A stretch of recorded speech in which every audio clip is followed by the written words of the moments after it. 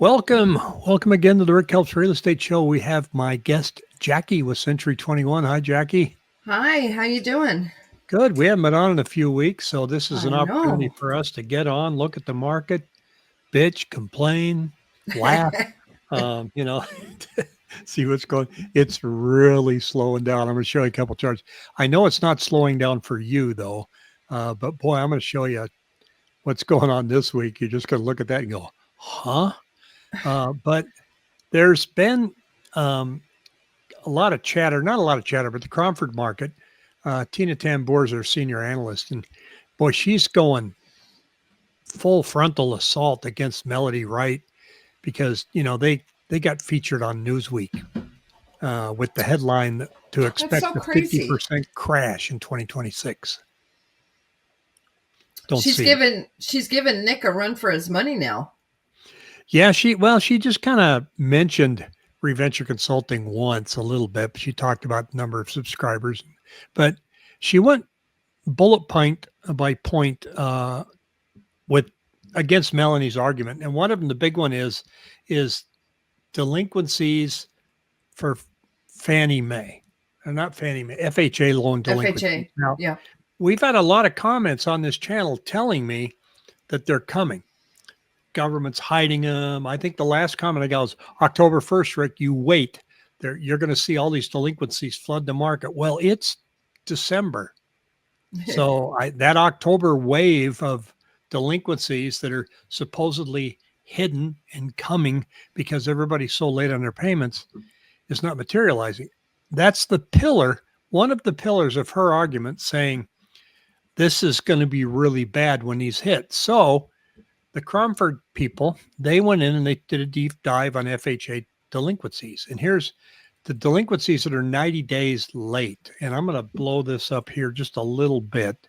90-day delinquency rates by loan type. So FHA loans are the high one here, the blue line. But you can see in comparison to the big meltdown we had here, 17% of their loans were delinquent, and now we're still less than 5, and we are still lower than we were back in 2006, 2005. We're certainly lower than where we were on what everybody likes to measure, which is pre-pandemic. If you look at the news and the negativity and the comments that we get, you would think we'd be up here. Right. And we're not. And so I took this information and I put it in. I take the Cromford information and I convert it to a different format so that you can read it. And the link is down below if you want to, take a look at this or even download it. FHA versus subprime. And again, going after her argument that said this is going to be worse than 2008. Now, when somebody says that and they throw out this data, it's our job to go in and look and go, okay, well, what are we seeing? And I think this is a great chart. It says, subprime loans versus FHA loans today. No income verification. They called them liar loans back then. Right. No down payment. Adjustable rates designed to reset higher. This is what killed everybody. No mortgage insurance. This is on FHA loans. The government wanted more home ownership, so they forced banks to do this. Predatory lending practices widespread. 30% peak of 30-day delinquency rates and a 20% peak, and that's the chart that I just showed you. Compared to today, they want full income verification, minimum 3.5% down payment, mostly fixed rate mortgages, mandatory mortgage insurance, regulated lending standards under 5% current 90-day delinquency. So how does that equate to a big meltdown that's greater It than doesn't 2008? compare, let alone if you take into consideration the amount of people that bought with cash and have no loans. I mean, there were negative amortization loans. I believe it or not, I was doing loans in that time period, and you could see it coming in 2004 and 5. I mean, it was just getting out of hand with the amount of the stated income, and somebody would be like, oh, I'm going to say I make $7,000 a month, and they made $3,500 a month. I actually lost clients because I refused to do some of those loans. My ex-wife got a loan on a house, no job, just 4 more years left of alimony from me. And I said, how are you getting a loan with no job? And she said, well, it's none of your business. I said, okay, this could be fun to watch. There was no verification. No, she lost the house, but It's too hope she's bad. not watching this. Here's our percentage of home sales by finance type today that shows that 45% are Fannie Mae and Freddie Mac. FHA loans are 16.9. So the percentage somewhat higher than what it's been historically. We were back about 18.5%. We have 21% is cash in our market. And then we have new loans or VA loans are pretty much staying about the same in this 5 to 7% range. So there's no big alarming spike in anything that's going on there. And then looking here and seeing our active listings, you can see as projected, because I mean, you don't have to be Nostradamus to do this. They're going down, Jackie. They're going down, and I'm encouraging my sellers to list. We listed 11 homes in November because as the inventory is going away, it's going to make my listings stand out, and we've actually started to get some contracts. Well, one of the things that I'm seeing, and I'm trying to find the right page here. The holidays always offer us some wild swings.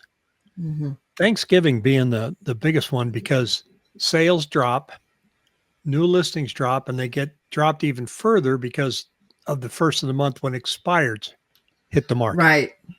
Now, expireds right now are below 1,000. That's where they've been every month. And I think we're 740 or something like that. But look at this chart.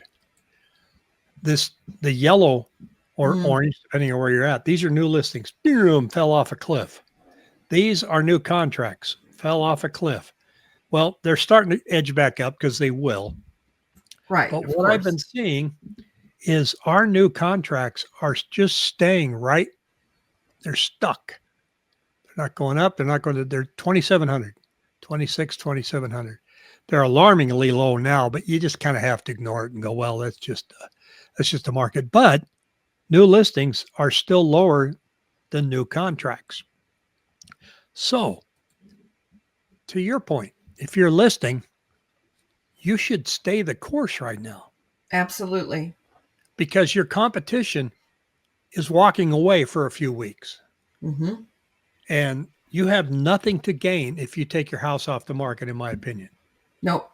If you have the choice of staying on the market or going on the market right now versus the third week of January where everybody starts to go on the market,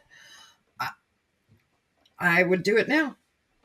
And everybody's trying to position themselves to go on the market because every year they're convinced it's going to be better. First of the year, here we go. Rates are going to be down. I don't think they're going to be down much. I mean, No. they're talking about a 0.25 cut in about a week. The bond market's already baked that in, so we're not seeing anything wild going on there. I mean, our rates right now are sitting here at 6.3. Well, and the Japan raising their rates didn't help. Yeah, that kind of, there's always that thing that comes from outside, Right. Oh, you think you're doing well? Here, catch this. And then whenever Powell reduces the rates, our rates go up. So it'll be interesting to see what happens. Our pending listings still following last year. I mean, it's just uncanny. Crazy. How it's following last year. Somebody said that this is manipulated. And I said, yeah, these are all manipulated because we meet at Golden Corral every third Thursday for our price fixing meeting. You missed the last one. Oh, I'm sorry about that. Yeah. I was on a listing appointment. Yeah. Well, you sent notes, so you can help keep us going.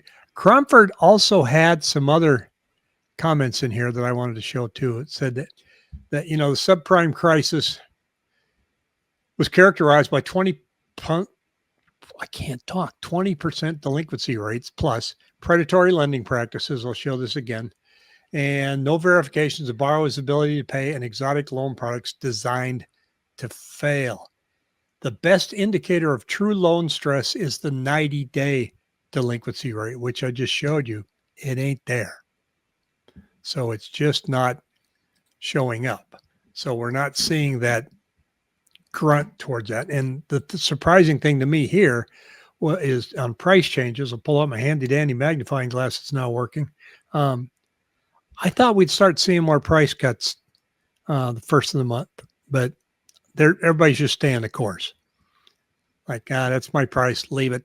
We'll look at it in January. January, they won't cut their prices. So the price cuts went way down last week. Kind of surprised me. Was that halfway down? Yeah. Yeah. Wow. It's so we had 2,687 November 16th, 1,500. Wow. Last week, November 23rd. So that tells you that if you're out shopping right now and you're waiting for them to reduce the price, they're not. Now, unless it's a new build. Unless it's a new build, and you've been having some tremendous success with that. But on the flip side, what I'm seeing, buyers, I don't know where you're getting this idea that you can throw out, I'll just make up a number, a $600,000 house that they're going to entertain an offer for $480,000. I look at the statistics where people are looking and saying, we've had 35% of the houses listed have had a price cut. Okay. There's another way to look at that. 35% of the people that listed their house came in too hot. I get that. But it doesn't mean that prices are priced 35% too high, because we are actually, the past 2 months, our average sales price has gone this way, not this way. So if you're trying to look at this list price and come in because you're convinced that the market is toast or it's going to be toast, there's no wind behind your back on that one. Yeah. And the desperation by the sellers just isn't there, you know? And no, they'll walk away from you. If you come in way too low, they don't even counter you now. No. Which I don't recommend. Exactly. And sometimes, and I've had to explain this to people in the past, it's like there's this fine line to where you insult a seller and they just have the, you know what, attitude, and they won't look at anything. Yeah. They'll make you pay full price if you really want the house. I mean, I've seen it backfire many a times. I had one offer. It was $1 million off of the asking price of $2.1 million. I said, all right, it's going to be DOA. I kept it alive, and then it died. How'd you do that? Oh, well, it died. Yeah. They eventually fired me. So because you couldn't make the seller come down $1 million. Yeah. No, it was, there was so much. It got stupid, and you don't understand my strategy. I know you've never shared it with me. I feel like I'm riding in an airplane taking you somewhere, but I don't know where the airport is. So you need to communicate with your agent. Here's where I'd like to be. We have a fiduciary duty not to share that. Rick, I'm going to offer him $480,000 on a $600,000 loan, but I'm comfortable staying in a price range between the two. You don't have to tell me exactly where you want to land, but I'm going to push back on you. If you come in at $480,000, I'm going to go, what? You're going to have to explain this to me, because I can tell you that there's a high probability that this offer is not going to land. Now, this flies in the face of what Michael Zuber tells you. Now, he's an investor and they're looking for rental properties, totally different market. Right. So they're writing multiple offers a week and just seeing if something comes back and sticks. And occasionally they get one that does, but the average Joe out there buying a resale, that's not going to fly for you because the market's not that desperate right now. And, Rick, the one thing is I find sometimes there are buyers that they don't want to tell you what they're really thinking, and they don't realize that we've been doing this. We know what we're doing. The more you share with us, the better we can help you strategize and maybe be successful. Yeah, you have to ask yourself, how many homes have I bought in the past 5 years versus how many transactions we've worked with in the past 5 years. So in other words, we've seen it all. We've seen that strategy before. Here's the best way to approach it. When we tell you that we think this offer is going to be dead on arrival, there's a reason we're telling you that. Now, sellers, we're going to tell you, you're not going to get your asking price. Nobody's in this market is going to offer you. Your asking price can be fabulous. They're still going to offer you below it. Now, having said that, if you have an asking price that's pretty good, somebody will swoop in and offer you a lower, purchase price, followed by another person that's going to come in and go, no, I'll take that. So, which I have to tell you, so we've had some success with that. And I've been telling my clients, like I said, we've been listing properties. And I explained to them that we've got, there's so many different markets over the years, and some people still have that mentality. You got to leave room for negotiations, and that is not the market that we're in. You have to price right at market based off your active comps, not your sold comps. Forget the sold comps, throw them in the garbage. Or right below the market. And even if you're right below the market will come to you. For instance, Buckeye, who is one of the worst buyer's markets. I mean, it is a solid buyer's market. We just listed a home there. We listed it at 386. We got a contract at 386, asking for 3% in concessions. And we actually raised the offer to 389 and gave them the 3%, but we did back off we gave a little bit on our commission, and the buyer's agent gave some on theirs to make it work. The people loved the house. It had been freshly painted, new flooring. It showed great. But it's, and that's in Buckeye, and we literally got that under contract in a week and a half. And you are correct. Buckeye is getting beat up. Mm-hmm. The homes are selling if you are strategic and you price it appropriately. And it's got to show well. Nobody in that price point, those are first-time home buyers. They're not going to come in and be willing to do anything to the home because they don't have the money to do it. They can't buy a house, especially at Christmas, and go in and do improvements. It's not going to happen. Yeah, I mean, I've seen houses that people walk away from where it's just absolutely gorgeous, but the carpet sucks. Mm-hmm. And they walk away because the carpet's in rough shape. They can't afford to put carpet in and buy a house. Or I see them buy it and they say, well, we'll do the carpet later, and they don't. Yeah. But, for that same reason. Right. But it's actually better if you're a seller to actually spend the 5 or 10, if you can, to get your house above par so that it stands out above the competition. And right now, you'll actually get that back. You may even get plus back.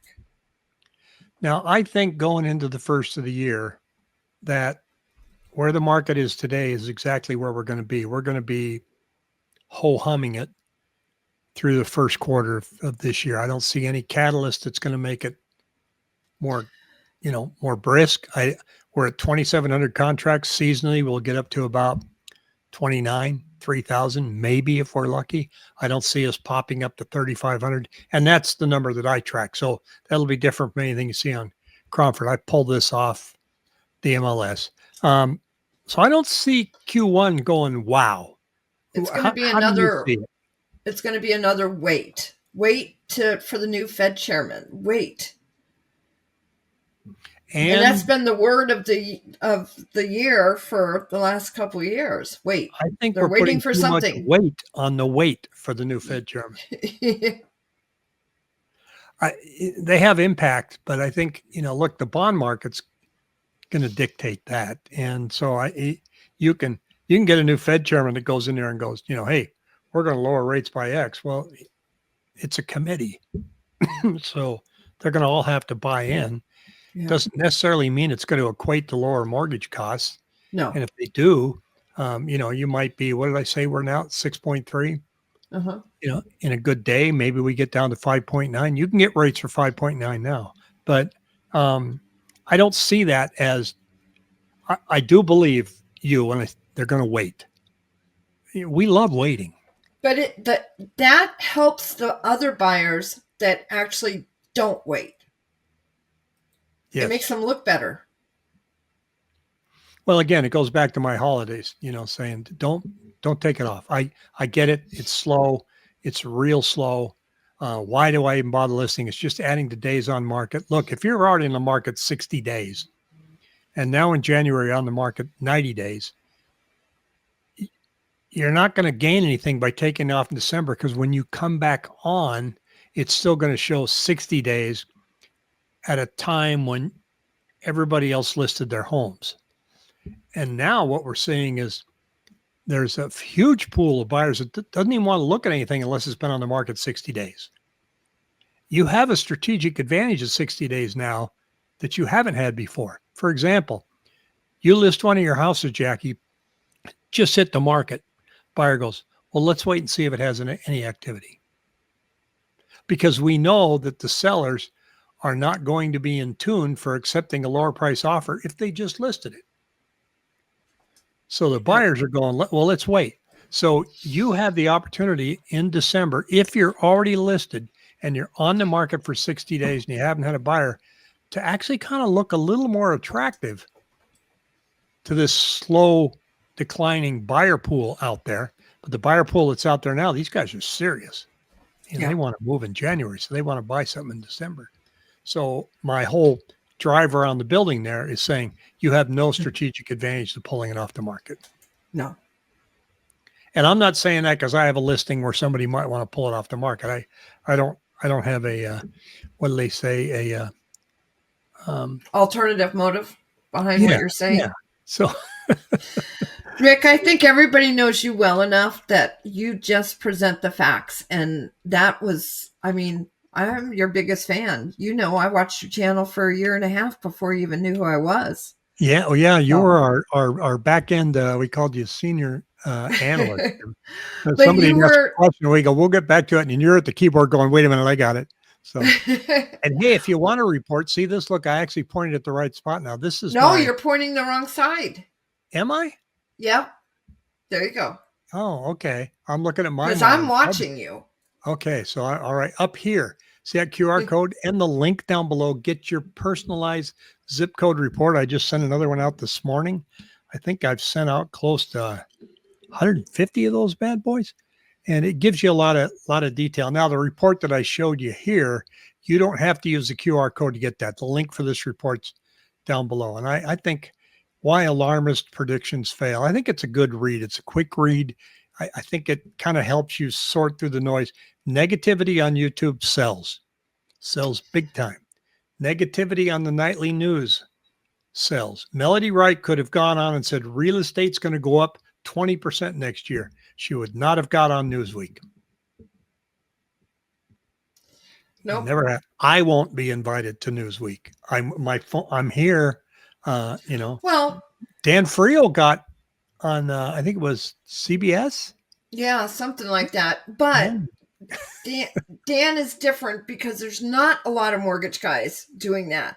And here's the thing: I was going to say, you are not you do YouTube, but that is not your career. And no. And that wasn't your intention. Your intention was to give the facts and help people make better decisions. And I always tell people this when I work with buyers or sellers: knowledge is power. The more information you have, the better decision you can make. Is it appropriate for you to buy, or should you wait? Is it appropriate for you to sell, or should you wait? These people that go on and just do YouTube with all the negative, that's their job. That they're making a living off feeding people fear. And they don't care what you do with it. They're making what people do with the stuff you give them. $15,000 off of YouTube a month. Full disclosure, I got paid $220 last month for ads for YouTube. So I can't live off that. So so it's just like I say, negative. Now I got a video coming out. Actually, we're recording this today, so that video is last night where I interviewed the Zudilio people, and YouTube has a thumbnail test, A and B. You can test 2 thumbnails. So we're talking about negativity in the market on YouTube. I've got 2 thumbnails I'm testing. Same title, same subject, but 2 different thumbnails. One that'll be interesting. One's very happy. It says market 2026 plus 10%, rainbows, smiley face. Kayla and I are smiling. And the Yeah. other one is dark. Jason and I, market 2026 down 50%. Now, in a week, we're going to go back and look at these thumbnails. Guess which one's going to get more? I can already tell you the dark. And I'm doing that on purpose to Sure. say, look, here's what attracts our eyeballs. So we Well, try not to do that here, but sometimes we do. well, you report sometimes the news is negative, but you're just giving the straight facts. What's really sad is that there's people that are out there making a living off YouTube and creating fear, but they're confusing the consumer. And then the consumer comes to us. I mean, I can't tell you how many people just in the last 2 weeks that I met with that, well, is the market really crashing? And it's like, first of all, you can't take a bucket of what somebody's saying in general. It's very micro market. So it's Yeah, like, well, what market are you talking about? Not even necessarily a zip code. Sometimes you got to zone in even closer. So it's yeah, like, you're creating fear just to make money, but it has a really bad effect on the consumer. And that's what I think is sad. You've always said good or bad what's happening. And that's what I loved. I mean, during COVID, I literally would sign on, watch your channel so that I didn't have to do the research in the morning. Because yeah. I knew you were telling me the facts. You weren't you Yeah, weren't I making thought during anything look COVID that better. real estate was toast. I really did. I said this is gonna be bad, but I didn't see him dropping money from helicopters. So No. so here we are now. We're trying to unwind from that. We've never been here before, so trying to have an historical perspective where we're going is just professional guessing. Right. So none of us know. All we can do is look at the numbers that we see today and talk about what it might mean, where we think it's trending in the short to midterm. So we have no comparison. But Jackie, I want to thank you for coming on. It's been a couple of weeks. We'll have you on again, and I think in between Christmas parties. And I like to say that when you're watching this channel, you can be armed with all the knowledge you want, so you could be a hit at that Christmas party. So when somebody Thank says you, you hear Rick. them ask a question about real estate, that's your moment. There you go. Take Rick, over thank there. you. All I right. love doing this with you, and it's my pleasure.